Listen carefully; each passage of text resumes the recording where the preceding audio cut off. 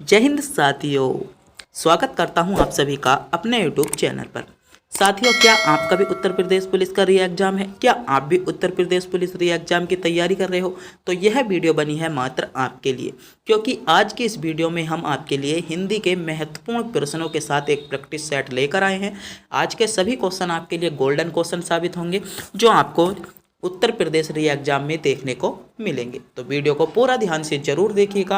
अगर आप इनमें से किसी भी क्वेश्चन का जवाब जानते हैं या सभी क्वेश्चनों का जवाब जानते हैं तो हमें कमेंट बॉक्स में जरूर बता दीजिएगा। और आज के जो आपका टारगेट है कितने क्वेश्चनों का रहा, आप इन 37 प्रश्नों में से कितने प्रश्नों को सही कर पाए हो, वीडियो के अंत में बताना ना भूलें। तो बिना टाइम गवाए करते हैं वीडियो को स्टार्ट। अगर आप भी इससे पहले हमारे चैनल पर नए हो तो चैनल को सब्सक्राइब और वीडियो को लाइक जरूर कर दीजिएगा। तो आपका पहला क्वेश्चन है, हिंदी में व्यंजन वर्णों की संख्या कितनी है? तो आपसे पूछा गया है हिंदी में व्यंजन वर्णों की संख्या कितनी है। ऑप्शन है 22, 10, 33 या 30। बता दीजिएगा हिंदी में जो व्यंजन वर्ण हैं उनकी संख्या कितनी है। तो हिंदी में जो व्यंजन वर्ण हैं उनकी संख्या आपकी 33 होती है, यानी सी विकल्प के साथ आपका बिल्कुल करेक्ट जवाब यहाँ पर होने वाला है। कई बार क्वेश्चन पूछ लिया जाता है कि हिंदी में कुल कितने वर्ण हैं। तो हिंदी में जो कुल अगर कहीं पर मिलता है हिंदी में कुल कितने स्वर हैं, तो हिंदी में जो कुल स्वर हैं वह हैं आपके 13। अगर क्वेश्चन में मिल जाए आपको हिंदी में कितने स्वर हैं, तो हिंदी में जो मूलतः स्वर हैं वह हैं आपके 11। एक क्वेश्चन इस प्रकार पूछा जाता है कि मात्रा के आधार पर या उच्चारण के आधार पर हिंदी में कितने स्वर हैं, तो वह हो जाएंगे आपके 10। तो 3 प्रकार से आपसे स्वरों से क्वेश्चन पूछा जा सकता है, जिनका आपको पता होना चाहिए। तो मेरे प्यारे दोस्तों, जिस क्वेश्चन का भी आपको पता होगा उसको आपको कमेंट बॉक्स में जरूर बताएंगे। और चैनल पर नए हो तो चैनल को सब्सक्राइब जरूर कर दीजिएगा, वीडियो को लाइक जरूर कर दें। अगला क्वेश्चन है आपका, चाय किस भाषा का शब्द है? ऑप्शन है चीनी का, जापानी का, अंग्रेजी का या फ्रेंच का। तो चाय किस भाषा का शब्द है? तो चाय आपका चीनी भाषा का शब्द है, यानी ए विकल्प की ओर जा रहे सभी बच्चों का जवाब बिल्कुल करेक्ट जवाब होगा, जिन बच्चों ने विकल्प ए को चुना है। बढ़ते हैं अगले क्वेश्चन पर। अगला क्वेश्चन आपसे पूछा गया है, निम्नलिखित में से कौन सा शब्द पुल्लिंग है? ऑप्शन है कपाट, सुंदरता, मूर्खता, निद्रता। बताइएगा निद्रा। इनमें से आपको पुल्लिंग शब्द को चुनना है। बताइएगा इनमें से आपका पुल्लिंग शब्द कौन सा हो जाएगा। तो कपाट जो हो जाता है यहाँ पर आपका पुल्लिंग हो जाएगा, और सभी आपके क्या हो जाते हैं, स्त्रीलिंग हो जाते हैं। बढ़ते हैं अगले क्वेश्चन पर। अगला क्वेश्चन आपसे क्या पूछा गया है? अगला क्वेश्चन पूछा गया है, किस वाक्य में अपादान कारक हैं?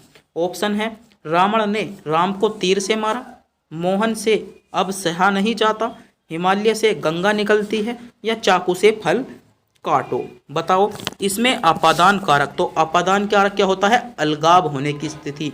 ऐसा वाक्य जिसमें अलग होने की स्थिति हो रही है, मतलब हिमालय से गंगा निकलती है, मतलब कि सी विकल्प यहाँ पर बिल्कुल आपका करेक्ट जवाब हो जाएगा, जिसमें आपका अपादान कारक होने वाला है।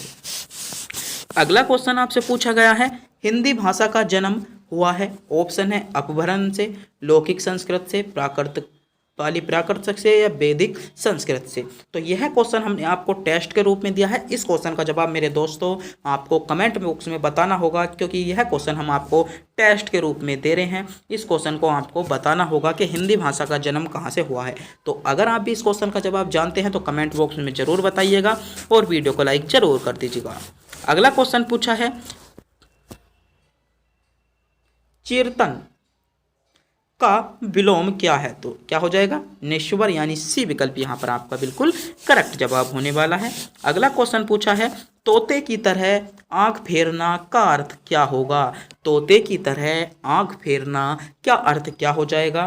पुराने संबंधों को एकदम भुला देना, किसी रोग से बुरी तरह ग्रस्त होना, दोस्त के साथ विश्वासघात करना, या बिना सोचे समझे निर्णय लेना। बताइएगा तोते की तरह आंखें फेरना का इसका सही जवाब क्या होगा? तो तोते की तरह आंखें फेरना मतलब पुराने संबंधों का एकदम भुला देना। पुराने संबंधों को एकदम भुला देना तोते की तरह आंख फेरने का ए विकल्प के साथ इसमें आपका बिल्कुल करेक्ट जवाब हो जाएगा।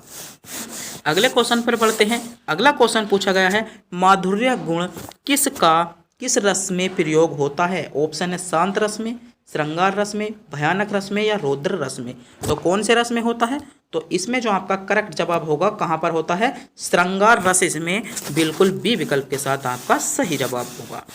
अगला क्वेश्चन मेरे दोस्तों आपसे पूछा गया है, इनमें से कौन सा शब्द संज्ञा से बना हुआ विशेषण नहीं है? तो आपको बताना होगा इनमें से ऐसा कौन सा शब्द है जो संज्ञा से नहीं बना है। अपमानित, नियमित, वार्षिक या अपमान? तो इनमें से जो आपका संज्ञा से बना हुआ शब्द नहीं है वह अपमान नहीं है, यानी डी विकल्प जिन बच्चों ने चुना है वह बिल्कुल सही चुना है।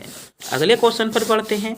अगला क्वेश्चन आपसे पूछा गया है, संख्यावाचक विशेषण कितने प्रकार के होते हैं? तो बताइएगा, संख्यावाचक विशेषण आपके 2 प्रकार के होते हैं, 3 के होते हैं, 5 के होते हैं या 8 के होते हैं? तो संख्यावाचक विशेषण आपसे पूछे गए हैं, बताइए संख्यावाचक विशेषण कितने प्रकार के होते हैं? तो संख्यावाचक विशेषण आपके 3 प्रकार के होते हैं, यानी बी विकल्प इसमें आपका बिल्कुल करेक्ट जवाब हो जाएगा।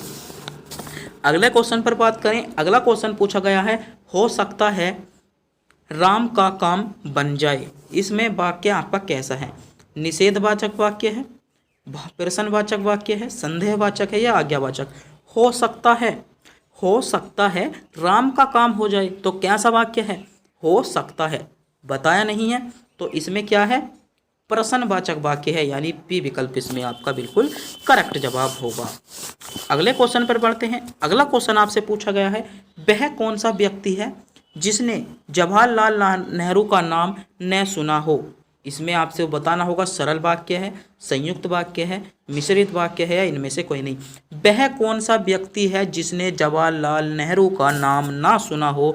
तो यह जो आकार देता है आपका मिश्रित वाक्य आता है, यानी सी विकल्प की ओर जा रहे मेरे सभी बच्चों का जवाब बिल्कुल करेक्ट जवाब होगा जिन बच्चों ने विकल्प सी को चुना है।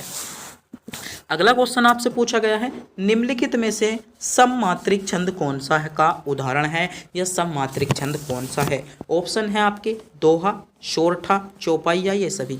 तो आपका जो सममात्रिक छंद है वह आपका चौपाई आपका सममात्रिक छंद होता है, जिसमें 16 मात्राएं आपकी प्रत्येक चरण में होती है। तो सी विकल्प के साथ आपका बिल्कुल सही जवाब होने वाला है। अगला क्वेश्चन आपसे क्या पूछा जा रहा है, देखते हैं। उपाय वही सफल और श्रेय है जिसे लोहा विरोधी को भी मानना पड़े के लिए आपको सही लोकोक्ति छांटनी है। आधा तिरछा आधा टेढ़ा, चमत्कार को चमत्कार, बहादुर वही है जो सिर चढ़ाकर बोले, यानी सी विकल्प यहाँ पर आपका बिल्कुल सही जवाब हो जाएगा।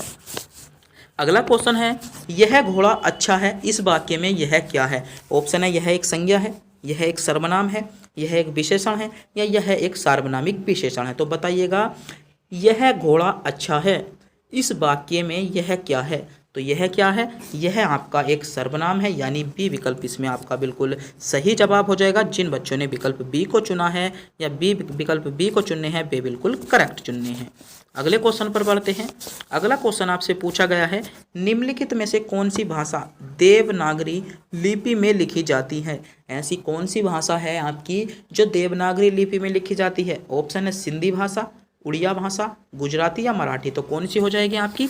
तो मराठी भाषा आपकी जो है देवनागरी लिपि में लिखी जाती है।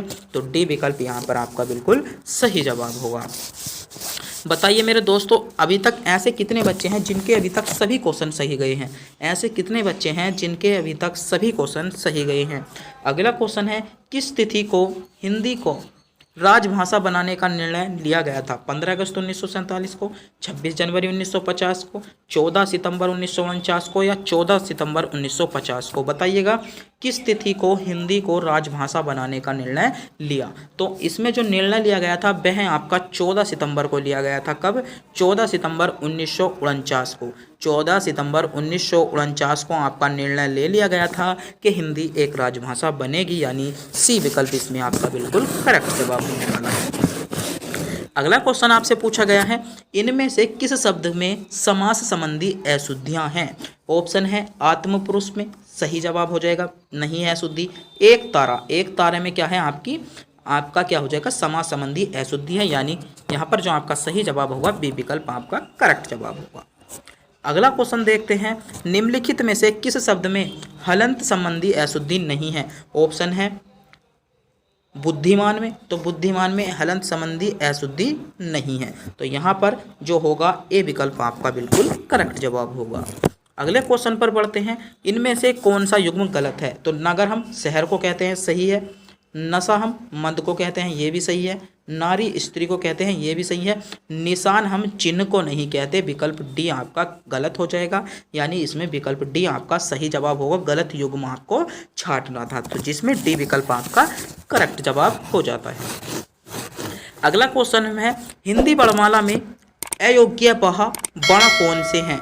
अयोग्य बह वर्ण आपको छांटने हैं, विकल्प आपके सामने हैं। सोचिएगा, समझिएगा, प्रत्येक क्वेश्चन को कमेंट बॉक्स में बताइएगा। अयोग्य बह वर्ण, तो अयोग्य वर्ण जो है वह आपके ए और ए, ये दोनों ही डी विकल्प में आपके अयोग्य वाहक वर्ण है, आपका करेक्ट जवाब होगा। अगला क्वेश्चन पूछा गया है, वकील किस भाषा का शब्द है? ऑप्शन है फारसी भाषा का, अरबी भाषा का, तुर्की भाषा का या पुर्तगाली भाषा का। बताइएगा, वकील आपका किस भाषा का शब्द है? तो वकील आपका अरबी भाषा का शब्द है, यानी बी विकल्प आपका बिल्कुल करेक्ट जवाब हो जाएगा। अगला क्वेश्चन आपसे पूछा गया है, वनवास में कौन सा समास है? तत्पुरुष समास, कर्मधारय समास, द्विगु समास या बहुब्रीहि समास। तो सोचिएगा, समझिएगा, फिर ये क्वेश्चन को कमेंट बॉक्स में तो आपको बताना ही है, तो बताइएगा। वनवास, वन में वास करने वाला यानी तत्पुरुष समास, वन में वास करने वाला यानी तत्पुरुष समास, ए विकल्प आपका सही जवाब होगा। अगला क्वेश्चन पूछा है, पंचवटी में कौन सा समास है? तो पंचवटी, पांच हैं जिसमें बटी, पंचवटियों का समाहार, पांच हैं जिसकी बटी, तो इसमें कौन सा होगा? आपका करेक्ट जवाब होगा बहुब्रीहि समास। अगला क्वेश्चन पूछा है, कबीरा सोई पीर है, जे जाने पर पीर, जे पर पीर न जानी, सो काफिर वे पीर। प्रस्तुत पंक्ति में कौन सा अलंकार आपका हो जाएगा? यमक अलंकार, यूपक अलंकार, रूपक्ति अलंकार, तो श्लेष अलंकार। बताइए कौन सा अलंकार है? तो यहाँ पर यमक अलंकार आपका बिल्कुल सही जवाब होगा, यानी ए विकल्प आपका करेक्ट जवाब हो जाता है। अगला क्वेश्चन पूछा गया है, हिंदी की विशिष्ट बोली ब्रज भाषा किस रूप से सबसे अधिक प्रसिद्ध है? ऑप्शन है राजभाषा, तकनीकी भाषा, राष्ट्रभाषा या काव्य भाषा। तो किस रूप में अधिक प्रसिद्ध है? तो जो आपकी ब्रज भाषा है वह आपकी काव्य भाषा है, यानी डी विकल्प के लिए आपका इसमें बिल्कुल करेक्ट जवाब होने वाला है मेरे दोस्तों। अगला क्वेश्चन आपसे क्या पूछा गया है? क्वेश्चन पूछा गया है, देश में हानि जयचंदों से होती है, रेखांकित में क्या है? ऑप्शन है जातिवाचक है, व्यक्तिवाचक है, भाववाचक है या द्रव्यवाचक। तो जयचंदों यहाँ पर आपके क्या दिए गए हैं? तो ये आपके जातिवाचक हैं, तो बहुत सारों का हो रहा है, तो यहाँ पर ए विकल्प आपका सही जवाब होगा। अगला क्वेश्चन आपसे पूछा जा रहा है, जिन शब्दों की उत्पत्ति का पता नहीं चलता उन्हें हम क्या कहते हैं? तत्सम, तद्भव, तेसज या विदेशज। बताइएगा, जिन शब्दों की उत्पत्ति का पता नहीं चलता है उनको हम क्या कहते हैं या किस नाम से जानते हैं? तो उनको कहते हैं हम देशज शब्द, यानी सी विकल्प इसमें आपका बिल्कुल करेक्ट जवाब हो जाएगा। तो मेरे प्यारे दोस्तों, एक बार मैं फिर से बता दूं, अगर आपने अभी तक हमारे चैनल को सब्सक्राइब नहीं किया है, चैनल को सब्सक्राइब, वीडियो को लाइक जरूर कर दें, क्योंकि हम आपके लिए उत्तर प्रदेश पुलिस के री एग्जाम के लिए रोज एक जीके और हिंदी का प्रैक्टिस सेट लेकर आते हैं, जिसके सभी क्वेश्चन सेलेक्टेड होते हैं। तो बढ़ते हैं अगले क्वेश्चन पर। अगला क्वेश्चन आपसे क्या पूछा जा रहा है? अगला क्वेश्चन आपसे नदी का पुल्लिंग पूछा है, तो बता दीजिएगा। इस क्वेश्चन को हम टेस्ट के रूप में देते हैं, क्योंकि अधिकतर बच्चे इस क्वेश्चन का जवाब जानते हैं। मैं मानता हूं कि आपको भी इसका पता होगा कि नदी का पुल्लिंग क्या होता है। तो मेरे प्यारे दोस्तों, कमेंट में जरूर बता दीजिएगा करो। मैं जब भी तो मानूंगा कि आपको पता है नदी का पुल्लिंग क्या होगा। आप कमेंट में तो बता दें, नहीं प्रत्येक वीडियो में 2 से 3 कमेंट रहते हैं, ज़्यादा कमेंट होते नहीं, तो जल्दी से जल्दी कमेंट बॉक्स में बताओ। अगला क्वेश्चन पूछा गया है, हाथों हाथ में कौन सा समास है? हाथों हाथ में कौन सा समास हो जाएगा? तो अव्ययी भाव समास, बी विकल्प के साथ आपका सही जवाब होगा। अगला क्वेश्चन पूछा गया है, जलज शब्द का अर्थ तो बताइएगा, जलज शब्द का अर्थ, तो जल में जन्म लेने वाला, यानी ए विकल्प आपका सही जवाब होगा। अगला क्वेश्चन पूछा गया है, निम्नलिखित विकल्पों में से तत्सम शब्द आपको पहचानना है। तो तत्सम शब्द आपको पहचानना है, तत्सम शब्द इसमें कौन सा हो जाएगा? तो तत्सम शब्द कौन सा हो जाएगा? एला इसमें आपका ए विकल्प की ओर जाने वाले सभी बच्चों का जवाब बिल्कुल करेक्ट जवाब होगा। अगला क्वेश्चन पूछा गया है, मोर का पर्यायवाची, तो तो मोर का आपका पर्यायवाची क्या हो जाता है? जो मोर का आपका पर्यायवाची होता है सखी आपका मोर का पर्यायवाची होता है, यानी सी विकल्प में आपको मोर का पर्यायवाची दिया गया है। अगला क्वेश्चन आपसे तद्भव शब्द का चयन कीजिए। तो तद्भव शब्द आपको पहचानना होगा, इनमें से चारों विकल्पों में से तद्भव शब्द आपका कौन सा हो जाएगा? तो बताइएगा तद्भव शब्द कौन सा हो जाता है? तो मुंह आपका तद्भव शब्द यानी डी विकल्प इसमें आपका बिल्कुल सही जवाब होगा। अगला क्वेश्चन मेरे दोस्तों आपसे पूछा जा रहा है, निम्नलिखित विकल्पों में से नग शब्द के लिए पर्यायवाची शब्द चुनिए। तो नग शब्द के पर लिए पर्यायवाची शब्द क्या हो जाएगा? पर्वत, बी विकल्प के साथ इसमें आपका बिल्कुल करेक्ट जवाब होगा। अगला क्वेश्चन मेरे दोस्तों आपसे पूछा जा रहा है, निम्नलिखित विकल्पों में से अतुल शब्द के समानार्थी शब्द का चयन कीजिए। अतुल शब्द का समानार्थी, तो चुनिएगा अतुल शब्द का समानार्थी कौन सा हो जाएगा?